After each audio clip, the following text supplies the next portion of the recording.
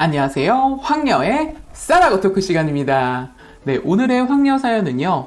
오래전 시집살이를 당했던 어느 한 올케분의 사연입니다. 사연 읽기 전에 구독과 좋아요, 많은 공유 부탁드릴게요. 징글징글하고 꼴도 보기 싫은 신우들이 있습니다. 사사건건 간섭을 하며 험담하는 것은 기본이고 신우들의 모든 대화거리는 저로부터 시작되었던 것 같습니다. 생각하면 할수록 열이 받아 죽겠습니다. 나 하나만 잘하면 모든 게 해결될 것만 같았고 내가 부족하니 그러겠지 싶어 많은 노력을 했습니다. 4명의 신우들이 있으며 남편은 막내입니다. 시아버지는 저 결혼 전 돌아가셨고 시어머니만 계셨습니다. 결혼한 지 22년 됐으며 현재는 남편 바로 위 막내 신우랑만 연락하고 지냅니다. 시어머니는 돌아가셨고요. 정말 어린 나이에 남편을 만나 23살에 결혼을 해 시어머니와 몇 년 살다 분가를 했습니다. 그 사이 정말 거지 같은 시집살이를 하며 살았습니다. 지금 젊은 사람들이 들으면 말도 안 된다고 할 수 있겠지만 그땐 정말 억울해도 참고 잘못한 거 없어도 욕 듣고 그냥 아무 말 없이 넘어가야 했습니다. 지금 생각하면 왜 그렇게 미련하게 살았는지 너무 늦게 알았던 것 같습니다. 지금이야 연락 안 하고 지내고 저희 애들과 남편과 아주 행복하게 잘 살고 있습니다. 과거로 거슬러 올라가 제가 결혼했을 당시로 가볼게요. 처음 시작을 시어머니와 함께 시작했기 때문에 엄청 눈치 보며 살았습니다. 결혼해 몇 개월 되지 않아 애가 들어섰고 고된 집안일에 배는 점점 불러왔고 당장이라도 도망가고 싶었습니다. 신우들은 하루가 멀다 하고 지들 집 오가듯 당당하게 와 밥 얻어먹고 갔고 집안일은 일치하지 않았습니다.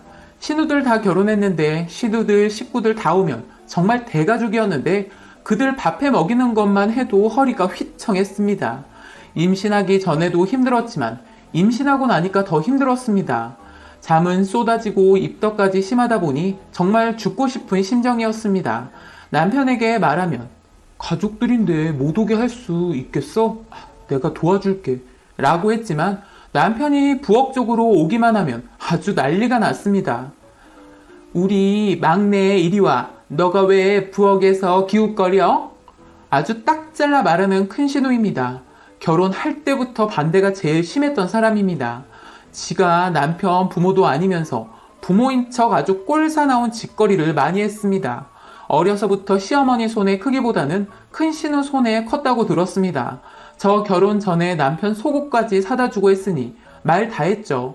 제가 결혼 전 남편 속옷 선물해 준 적이 있었는데 처음 인사드리러 갔을 때 제 면전에 대고 우리 막내는 사각 트렁크만 입어. 꽉 끼는 건 못 입는다고. 그런 것도 몰랐어? 그러면서 센스가 없다는 둥. 땀띠나게 붙는 걸 왜 사줬냐는 둥. 그러면서 남편에게 그거 입지 말라고 하면서 걸레로 쓰라고 했던 사람입니다. 그것 때문에 그때 남편에게 화가 나 뭐라고 했던 기억이 나네요. 선물 준 것까지 왜 말했냐고요. 그랬더니 말한 게 아니라 누나가 집에 와서 일일이 다 확인해서 알았다고 하더군요. 이미 한참 전 일이고 끝난 일인데 누나가 괜히 말한 것 같다면서 미안하다고 했습니다. 시집 갔으면 본인 시댁이나 본인 남편이나 신경 쓸 것이지 친정에 들락거리면서 남동생 속옷까지 참견하는 걸 보니 할 일도 더럽게 없나 보다 싶었습니다. 그러나 그때는 아무 말도 하지 않고 사실 대꾸도 하지 않았습니다. 그랬더니 본인 말에 대답도 안 하냐면서 나이가 어려서 버릇이 없다는 말까지 들었습니다. 한마디로 시댁에서는 시어머니가 아닌 큰 신우가 왕이었습니다. 큰 신우 말에 다들 휘둘리고 모두 맞다고 믿었으니까요. 결혼 전에도 제 주위 사람들이 다들 뜯어 말렸습니다. 위로 신우가 그렇게 많은데 그런 집에 왜 시집을 가냐고요. 그것도 그렇게 어린 나이에. 그땐 그저 뭐에 홀린 듯 남편 하나만 보고 결혼했던 것 같습니다. 또 결혼하면 모든 것이 달라질 것만 같았고요. 어차피 시어머니만 모시고 사니 아무런 문제가 없을 거다 생각했는데 그건 제 착각이었으며 큰 신우와 한 집에 사는 것만 같았고 시어머니 시집살이보다는 큰 신우 시집살이가 더 힘들었습니다. 하필 큰 신우 남편인 아주버니와 사이가 별로 안 좋아서 애들 데리고 자주 와 자고 갔고요. 애들 방학일 때는 아예 눌러 앉아 살 정도였습니다. 큰 신우가 저희 사는 집에 와 있으니 큰 신우 남편인 아주버니도 퇴근하고 자동으로 집에 왔고 저는 항상 명절을 보내는 것만 같은 기분이 들었습니다. 남편은 그런 저에게 조금만 참자면서 몇 년 안에 꼭 분가하자는 약속을 다짐했습니다. 사실 처음부터 분가를 한다는 약속이 없었다면 제가 버티기 힘들었을 것입니다. 그나마 남편의 약속이 있었기에 참고 견딘 것입니다. 소파에 누워 임신한 저를 얼마나 부려먹는지 정말 가끔은 구정물을 얼굴에 확 끼얹어버리고 싶을 때가 한두 번이 아니었습니다. 음식에 간이 너무 안 됐다면서 앉아서 밥 한 숟갈 뜨려는 저에게 소금 가져와라 시키고 물까지 떠다 바쳤습니다. 지가 하지도 않으면서 깔끔은 얼마나 떨던지 행주 삶는 것까지 간섭을 했습니다. 제가 부엌에 있으면 신우들끼리 제 흉을 어찌나 보던지 나이가 어리면 눈치라도 있어야 하는데 뭐 하나 제대로 하는 게 없다면서 아직도 국 간을 못 맞춘다고 대놓고 저를 흉보았습니다. 한 귀로 듣고 한 귀로 흘려버리는 건 아주 익숙한 일상이 되어버린 거죠. 그러다 배가 남산만하게 올라왔을 때였습니다. 그날따라 배가 많이 뭉치고 숨쉬기가 많이 힘들더라고요. 예정일도 많이 남았는데 배가 자꾸 뭉치니 걱정이 되었습니다. 병원에서도 검사를 했을 때 애가 많이 내려와 있다고 무리하지 말고 안정을 취하면서 쉬라고 했었거든요. 그러나 그 배가 심하게 뭉친 날 김장 때문에 배추를 절여야 했고 전 아프다고 했지만 가만히 쉬게 하지 않았습니다. 너무 심각한 것 같아 남편에게 전화를 걸어 배가 뭉쳤다고 했더니 아무것도 하지 말라고 했습니다. 그런데 문제는 그럴 수가 없었습니다. 큰 신우와 시어머니는 일은 안 하더라도 나와 있으라고 했고 저는 누워 쉴 수조차 없었습니다. 그런데 어떻게 김장하는데 가만히만 앉아 있었겠어요? 큰 신우 하는 말이 우리가 배추 절일 테니까 심부름이나 해 이러면서 이것 가져와라 저것 가져와라 커피 타와라 밥 안 쳐라 결국 쉬는 게 아니라 더 움직이며 일을 했던 것 같습니다. 그러다 갑자기 퍽 하며 아래로 무언가 흘러내렸고 하혈을 하기 시작했고 전 그 자리에서 쓰러지고 말았습니다. 눈을 떠보니 이미 저희 아이는 제왕절개로 세상에 나와 있었고 전 급하게 수술을 하게 되었습니다. 기억도 나질 않더라고요. 잘못했으면 태화와 산모나 모두 위험했다면서요. 아이를 안았는데 눈물이 미친 듯 흘렀고 저희 친정 부모님도 와 계셨는데 친정 엄마 얼굴 보니 눈물이 비 오듯 쏟아지더라고요. 애가 죽을 뻔했다는 소리에 화가 났고 남편 얼굴을 보니 남편 눈부터 꼴도 보기 싫어졌습니다.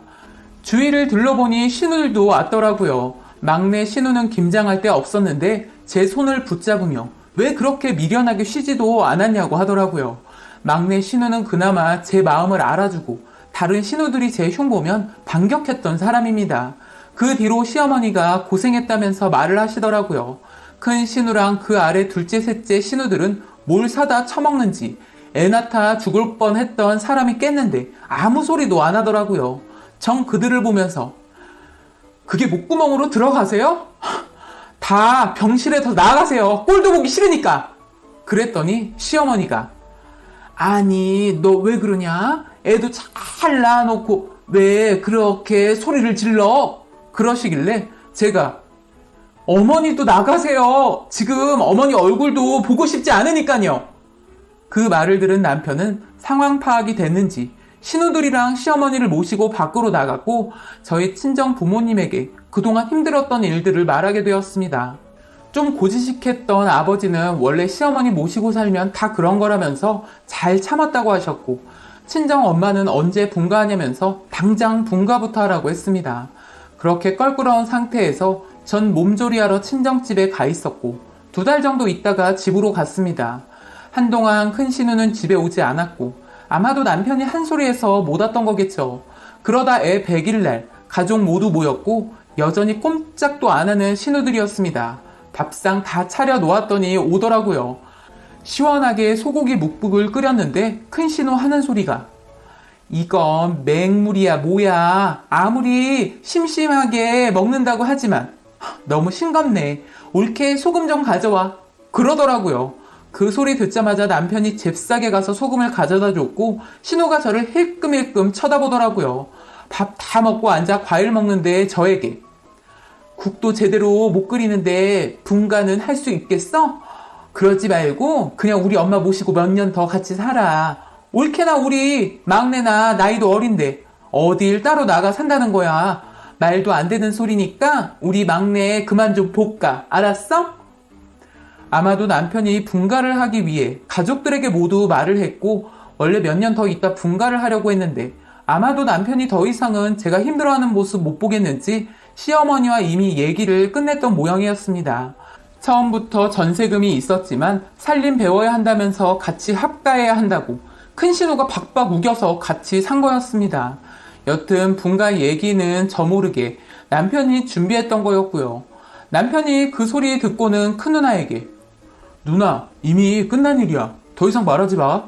이미 집도 알아봤고 이 사람은 몰랐던 거야. 그러니까 더 이상 이 사람한테 뭐라고 안 했으면 좋겠어. 너 결혼하더니 이제 누나한테 말 대답하냐?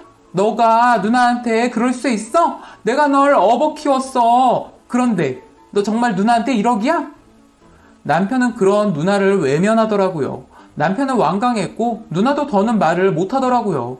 정말 결혼해서 속이 제일로 시원했던 날이었고 다음으로는 이사가는 날이 제일 속 시원하고 행복한 날이었습니다. 그렇게 저희는 이사를 왔고 명절이랑 제사 때만 시댁에 갔습니다. 경조사도 참석했었고요.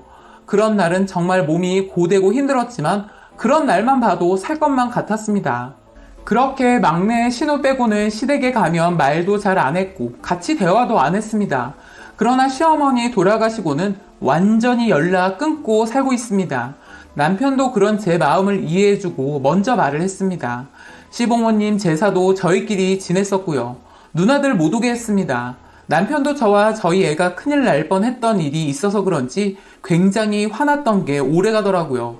그러나 몇 년 전 큰 신우가 돈 좀 빌려달라고 집에 찾아왔는데 딱 잘라 거절하고 내쫓아버렸습니다. 시부모님 집 팔고 시골에 땅 팔아 형제끼리 각자 똑같이 나눴는데 그 돈을 어디에 다 썼는지 그 돈 좀 빌려달라고 하더라고요. 뭘 하다 잘못됐는지 저희한테까지 손을 벌린 거 보면 급하긴 급했던 모양이더라고요. 저보다 남편이 더 완강하게 거부를 했었는데 아마도 신우들은 제가 시켜서 그랬다고 믿을 것입니다. 막내 신우랑은 집도 가깝고 저랑은 연락 더 잘하고 지냅니다. 막내 신우도 언니들 너무 얄밉고 이기적이라고 연락 잘 안 하고 지낸다고 하더라고요. 그나마 시댁에서 된 사람은 남편과 막내 신우였습니다. 저희는 그때 분가하고 둘째 낳고 셋째까지 낳습니다. 저희 집 막내가 내년에 중학교에 올라가는데 첫째, 둘째, 셋째까지 모두 아들인데 정말 든든합니다. 만약 예전에 저희 큰아들이 잘못되었다면 용서 안 했을 것입니다. 그나마 얼굴 안 보고 사니 사람 사는 것 같습니다. 나이도 드실 만큼 드셨는데 이제 제 욕 그만들 하시고 본인들 앞가림이나 잘하고 살았으면 합니다. 라고 사연 올려주셨습니다. 오늘의 사연 여기까지였고요. 많은 공유와 여러분들의 생각이나 느낀 점이 있다면 댓글로 표현해 보시기 바랍니다.